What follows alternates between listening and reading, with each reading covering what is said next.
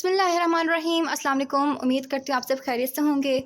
My self Anam Nawaz and I am a physiotherapy student. और आज का जो हमारा टॉपिक है जिसे हमें इस वीडियो में स्टडी करने जाना है वो है muscles connecting upper limb with thoracic wall, जिसमें हम लोगों ने pectoralis major, pectoralis minor, subclavius और सीरेटस इंटीरियर मसल्स की ओरिजिन, इंसर्शन, उनकी नर्व सप्लाई और उनके फंक्शंस को स्टडी करना है। सबसे पहले स्टार्ट करते हैं पेक्टोरालिस मेजर मसल। अगर हम ये देखें कि कहाँ से ओरिजिन होता है तो सबसे पहले आपको दिख रहा है जो मीडियन 1/2 जो पार्ट है क्लेविकल का, वहाँ से ओरिजिन कर रहा है। इसके अलावा आपके स्टर्नम से ओरिजिन कर रहा है, ठीक है। जो आपके फर्स्ट से लेकर 6 रिब्स के जो कोस्टल कार्टिलेजेस हैं वहाँ से ओरिजिन कर रहा है। इसके अलावा जो एक्सटर्नल ओब्लिक मसल है उसकी एपोनेरोसिस से क्या कर रहा है, ओरिजिन कर रहा है, ठीक है। तो ये 4 पॉइंट्स आपने याद रखने हैं कि कहाँ से मसल जो है वो निकल रहा है। इंसर्शन की बात करें तो ये मसल आपका जो है वो ह्यूमरस के बायसेप्टल ग्रूव पे जाके उसके लेटरल लिप पे जाके जो है वो लग रहा है, इंसर्ट कर रहा है, ठीक है। ये आपको दिख रहा है greater trochanter lesser trochanter के दरमियान में जो हमने पढ़ा था ना ह्यूमरस के अंदर उसके बोरन लैंडमार्क्स में कि एक आपको ग्रूव नजर आता है, इंटर ट्यूबरकुलर ग्रूव कहते हैं, तो वहाँ पे जाके मसल आपको इंसर्ट कर रहा होता है।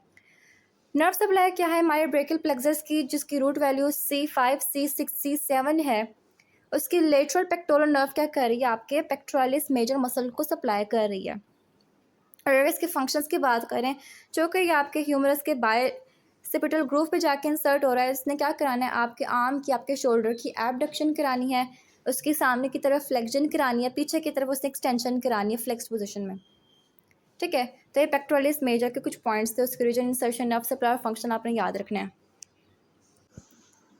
सेकेंड मसल है पेक्टोरालिस माइनर, जिसकी ओरिजिन हो रही है आपके स्कैपुला के कोराकॉइड प्रोसेस से, आपको दिख रहा है, ठीक है। Middle border and superior surface of coracoid process of scapula, वहाँ से ओरिजिन करेगा। और इसकी इंसर्शन कहाँ पे हो रही है, आपके 3rd 4th 5th, ठीक है। इनके रिब्स के कोस्टल कार्टिलेज पे जाके इनकी इंसर्शन हो रही है, कोस्टल कार्टिलेज पे जाके लग रहे हैं, ठीक है, 3rd 4th और 5th रिब के उनके सुपीरियर सरफेस पे। नर्व सप्लाई की बात करें तो इसे मीडियल पेक्टोरल नर्व सप्लाई कर रही है, पेक्टोरालिस मेजर को लेटरल पेक्टोरल नर्व सप्लाई कर रही थी और इसको मीडियल पेक्टोरल नर्व सप्लाई कर रही है। और इसकी रूट वैल्यू क्या है, C8 और T1, ठीक है। इसका फंक्शन क्या होता है, चूँकि जाहिर सी बात है स्कैपुला से ओरिजिन कर रहा है, इसने क्या करना है, आपके स्कैपुला की प्रोटेक्शन करानी है, ठीक है, उसको प्रोटेक्ट कराएगा, उसको डिप्रेस कराएगा, इसके अलावा आपके स्कैपुला को स्टेबलाइज करेगा। और जब आप फोर्स्ड इंस्पायरेशन करें तो आपकी रिब्स एलिवेट होती है ना, तो ये क्या करेगा, जो कि इसके सेशन आपके कोस्टल कार्टिलेज पे हो रही है 3rd 4th और 5th रिब्स की, तो क्या करेगा, आपके रिब्स को एलिवेट करने में हेल्प करेगा ड्यूरिंग फोर्स्ड इंस्पायरेशन, जब आप सांस को अंदर लेके जाते हो तब, ठीक है। तो ये बात आपने याद रखनी है। उसके बाद जो मसल है वो है सब क्लेवियस मसल। सब क्लेवियस मसल कहाँ से ओरिजिन कर रहा है, आपका जो फर्स्ट रिब, उसका जो कोस्टल कार्टिलेज है वहाँ पे जो जंक्शन मौजूद है वहाँ से ओरिजिन करेगा। और इसकी इंसर्शन आपके क्लेविकल की इन्फीरियर सरफेस पे होती है, ठीक है। जो लेटरल साइड ऑफ क्लेविकल है, जो लेटरल पार्ट है क्लेविकल का, जिसे हम 1/3 पार्ट कहते हैं क्लेविकल का, वहाँ पे क्या करेगा, उसके इन्फीरियर सरफेस पे इसने इंसर्ट करना है, ठीक है। अब चूँकि इसकी ओरिजिन हो रही है आपके फर्स्ट रिब के कोस्टल कार्टिलेज से, उसके जंक्शन से, और इंसर्शन हो रही है इसकी इन्फीरियर सरफेस ऑफ क्लेविकल पे, तो ये क्या करेगा, ये आपके क्लेविकल की डिप्रेशन कराएगा, ठीक है, उसको स्टेबलाइज करेगा। और इसको कौन सी नर्व सप्लाई कर रही है, जो मसल का नाम है वही नर्व का नाम है नर्व टू सबक्लेवियस मसल, ठीक है, जो इसकी रूट वैल्यू क्या है, C5 और C6, ये भी ब्रेकियल प्लेक्सस की नर्व है, ठीक। तो कहाँ से ओरिजिन कर रहा है, आपके फर्स्ट रिब और कोस्टल कार्टिलेज पे, वहाँ पे जो मौजूद जंक्शन है वहाँ से ओरिजिन करेगा। इंसर्शन इसकी हो रही है इन्फीरियर सरफेस ऑफ क्लेविकल पे, नर्व को कौन सी सप्लाई कर रही है, सबक्लेवियस की। और इसका फंक्शन क्या है कि इसने आपके क्लेविकल को एक तो डिप्रेस करना है और उसको स्टेबलाइज करना है। इसके बाद लास्ट मसल है सीरेटस इंटीरियर मसल, इसे हम कहते हैं पंचिंग मसल। ये कहाँ से ओरिजिन हो रहा है, आपके फर्स्ट से लेकर 9th या 8th वर्टिब्रा से ओरिजिन हो रहा है, वर्टिब्रा कह रही हूँ सॉरी, रिब्स से, ठीक है। कोस्टल कार्टिलेज नहीं कहना, रिब्स कहना है, रिब्स से ओरिजिन होगा 1 से लेकर 8 रिब्स तक, ये वहाँ से ओरिजिन हो रहा है। और इसकी इंसर्शन कहाँ पे हो रही है, सारे के सारे जितने भी जो मसल्स आपको दिख रहे हैं ना, ये देखो स्कैपुला के मीडियल बॉर्डर पे जाके इंसर्ट कर रहे हैं। ओरिजिन कहाँ से हो रही है, फर्स्ट लेकर 8 रिब्स से ये ओरिजिन कर रहे हैं। कोस्टल कार्टिलेज की बात नहीं करनी, उनके कार्टिलेज से ओरिजिन नहीं हो रहे, सही वाली बोन से, सही वाली जो है वो रिब्स से ओरिजिन कर रहा है। और इंसर्शन कहाँ पे, उनके स्कैपुला की मिडिल बॉर्डर पे।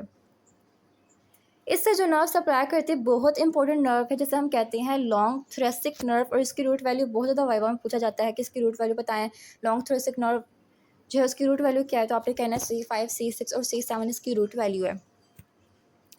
ठीक है।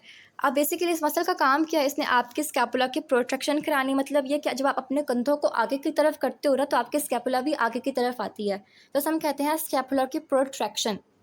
और अगर आप अपने कंधों को पीछे की तरफ करो तो आपकी स्कैपुला पीछे की तरफ जाती है, हम कहते हैं रिट्रैक्शन। तो ये सर्टस इंटीरियर मसल क्या करेगा, इसने आपके स्कैपुला की प्रोट्रैक्शन करानी है, उसको आगे की तरफ मूव करानी, जब आप अपने शोल्डर्स को आगे की तरफ लेके आते हो। दूसरी बात यह कि आपके स्कैपुला को होल्ड करके रखता है अगेंस्ट थ्रेसिक वॉल। और तीसरी बात यह है कि आपके स्कैपुला को अपवर्ड रोटेट करता है, जिसकी वजह से आपकी आर्म की एलिवेशन होती है अब शोल्डर लेवल। ठीक है, मतलब शोल्डर के ऊपर आपकी आर्म की एलिवेशन होती है। अब इसमें एक चीज़ बहुत ज़्यादा इंपॉर्टेंट है, उसने क्लिनिकल नोट में लिखा है, ये क्लिनिकल नोट बहुत इंपॉर्टेंट है, वाइवा में पूछा जाता है कि अगर हमारे पास लॉन्ग थ्रेसिक नर्व जो है ये ख़राब हो जाए, डैमेज हो जाए, इसकी कोई लयन हो जाए, तो उसकी वजह से क्या होगा, आपके स्कैपुला की विंगिंग हो जाएगी। ठीक है, मतलब स्कैपुला बाहर की तरफ निकल आएगी, इसे हम कहते हैं विंगिंग ऑफ स्कैपुला। तो ये चीज़ें आपने याद रखनी है, बहुत ज़्यादा वाइवा में पूछा जाता है कि विंगिंग ऑफ स्कैपुला जो है वो किस नर्व की लयन की वजह से, किस नर्व के डैमेज होने की वजह से होती है। ये लॉन्ग थ्रेसिक नर्व अगर डैमेज हो जाए तो क्या होगा, स्कैपुला पे क्या इफेक्ट पड़ेगा। तो आपने फिर सारा का सारा बता देना कि स्कैपुला जो है वो विंग हो जाएगी, उसकी विंगिंग हो जाएगी, मतलब वो बाहर की तरफ निकल आएगी। ठीक है, तो यहाँ पे हुआ हमारा आज का टॉपिक कंप्लीट। हमने 4 तरह के मसल्स के ओरिजिन, इंसर्शन, उनकी नर्व सप्लाई और उसके फंक्शंस को स्टडी किया, pectoralis major, pectoralis minor, serratus interior और सब क्लेवियस मसल। तो उम्मीद करती हूँ कि आपको ये टॉपिक आज का समझ आ गया होगा। प्लीज़ इस वीडियो को लाइक करें, अपने फेलोज़ के साथ शेयर करें और चैनल को सब्सक्राइब करना ना भूलिएगा। मिलते हैं नेक्स्ट वीडियो में, तब तक के लिए अपना ढेर सारा ख्याल रखें एंड अल्लाह हाफिज़।